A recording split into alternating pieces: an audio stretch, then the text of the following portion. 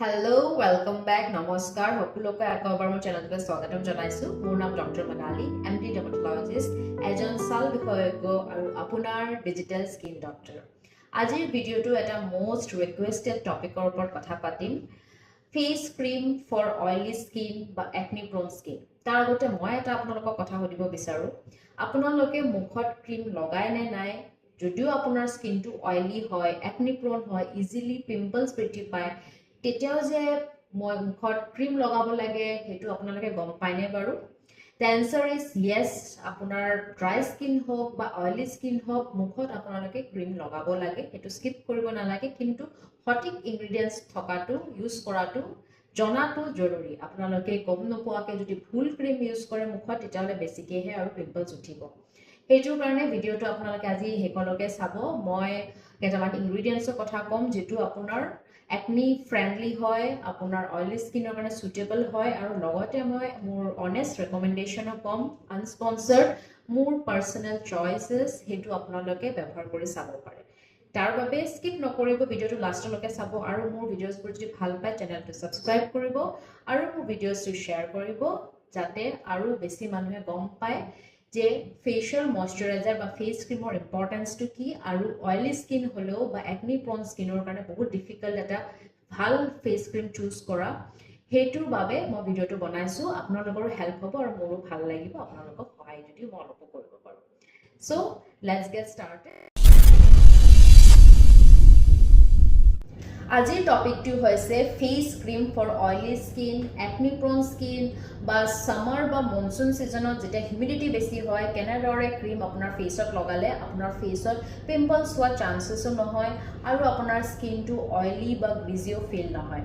তাৰ আগতে মই ক'বলৈ বিচাৰোঁ যে যিকোনো ক্ৰীম বা ময়শ্চাৰাইজাৰৰ 3টা বেছিক প্ৰপাৰ্টিজ থাকে, আৰু এই প্ৰপাৰ্টিজটো ফুলফিল কৰিলেহে আপোনাৰ ক্ৰীম বা ময়শ্চাৰাইজাৰটো আপোনাৰ কাৰণে সঠিক হয়। The first property is humectant. Humectant মানে আমাৰ বাহিৰৰ যিটো এনভাইৰনমেণ্টত বা পৰিৱেশৰ পৰা ময়শ্চাৰ বা ৱাটাৰটো টানি পেলাই আপোনাৰ স্কিনত লক কৰি ৰখা, তেতিয়া আপোনাৰ স্কিনটো ৱেল হাইড্ৰেটেড হৈ থাকে, ডিহাইড্ৰেশ্যন নহয়, ড্ৰাই নহয়, আৰু এটা ৱাটাৰটো বেলেঞ্চ হৈ থাকে আপোনাৰ স্কিনৰ। সেইকাৰণে হিউমেক্টেণ্ট প্ৰপাৰ্টিটো ইম্পৰ্টেণ্ট হয়।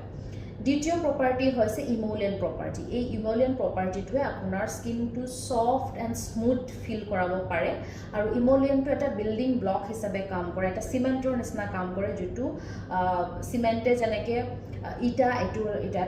ইটোৰ লগত লগ লগাই ৰাখে, তেনেদৰে আমাৰ ছালৰ যিটো কোষ হয় সিটোৰ লগত লগ লগাই ৰাখে এই ইমলিয়েণ্ট প্ৰপাৰ্টিটো, আৰু তাৰ বাবে আপোনাৰ স্কিনটো ছফ্ট এণ্ড চাপল ফিল কৰাব পাৰে। The third property হৈছে অক্লুচিভ প্ৰপাৰ্টি। অক্লুচিভ মানে আপোনাৰ স্কিনত ময়শ্চাৰটো আৰ্দ্ৰতাটো চিল কৰি ৰাখিব, আৰু এই গোটেই 3টা প্ৰপাৰ্টিজ মিলি পেলাইহে এটা ময়শ্চাৰাইজাৰ বা ক্ৰীমৰ ডেফিনেশ্যনটো ডিফাইন কৰে। আৰু ইয়াত মই এটা ইম্পৰ্টেণ্ট থিং মই মেনশ্যন কৰিম, আৰু সেইকাৰণে মই আগতে প্ৰপাৰ্টিজখিনি কৈ লৈছোঁ যে এই প্ৰপাৰ্টিজ থাকিলে নহ'ব, এই প্ৰপাৰ্টিৰ আণ্ডাৰত কোনটো ইনগ্ৰিডিয়েণ্ট আপোনাৰ কাৰণে সঠিক, স্পেচিয়েলি যাৰ অইলি স্কিন, সেইটো আপোনালোকে চাব লাগে। হিউমেক্টেণ্টৰ ভিতৰত আপুনি এনেকুৱা ক্ৰীম ইউজ কৰিব পাৰে য'ত থাকে হাইলুৰনিক এচিড, গ্লিচাৰিন, ডিপেন্থেনল বা ছ'ডিয়াম পিচিয়েট। এইবোৰ হিউমেক্টেণ্ট থকা ইনগ্ৰিডিয়েণ্টছ আপোনাৰ অইলি স্কিনো যদি হয় বা যদি পিম্পলছো বৃদ্ধি পোৱা স্কিন হয়, একনি প্ৰোন স্কিন হয়, তেতিয়াও আপোনাৰ কাৰণে ক্ষতি নকৰে। দ্বিতীয় প্ৰপাৰ্টি হৈছে ইমলিয়েণ্ট। ইমলিয়েণ্টৰ ভিতৰত ছেফ ইনগ্ৰিডিয়েণ্ট যিটো আপোনাৰ অইলি স্কিনৰ কাৰণে সুইটেবল হয়, একনি প্ৰোন স্কিনৰ কাৰণেও ভাল হয়, সেইকেইটা হৈছে চেৰামাইড বা স্কোৱালিন বা চেণ্টিলা এশ্বুৱেটিকা। এনেকুৱা টাইপৰ ইনগ্ৰিডিয়েণ্টছ যদি আপোনাৰ ক্ৰীমত আছে তেতিয়াহ'লে এইটো আপুনি নিশ্চিন্ত মানে ব্যৱহাৰ কৰিব পাৰিব। The third property হৈছে অক্লুচিভ। অক্লুচিভৰ ভিতৰত পৰে পেট্ৰলেটাম, মিনাৰেল অইল বা বীজ ৱেক্স বা শিয়া বাটাৰ। কিন্তু এইকেইটা বস্তু আপোনালোকে ইউজ কৰিব নালাগে যদি আপোনালোকৰ স্কিনটো বেছিকৈ অইলি বা একনি প্ৰোন হয়।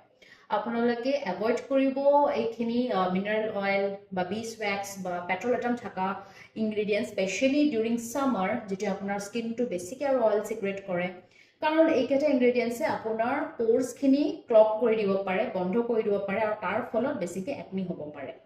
আপোনালোকে অক্লুচিভ থকা সেফ প্ৰপাৰ্টিজ কিছুমান ক্ষেত্ৰত শিয়া বাটাৰ কিছুমানক একনি প্ৰোন একনি বৃদ্ধি কৰাব পাৰে, বাট আদাৰৱাইজ বহুতৰ কাৰণে সুইটেবল হয়।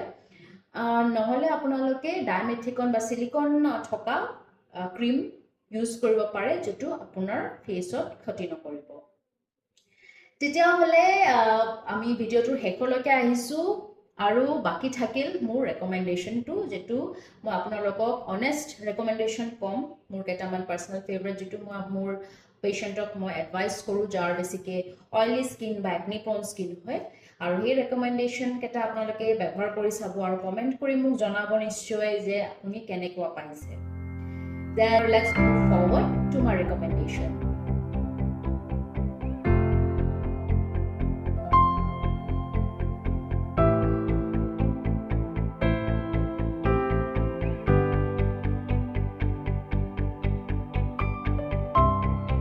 আশা কৰো আপোনালোকে ভিডিওটো ভাল পাইছে, চাই যদি ভাল পাইছে লাইক কৰিব নাপাহৰিব আৰু শেয়াৰ কৰিব, যাতে ভিডিওটো আৰু বহুত মানুহলৈ যায়।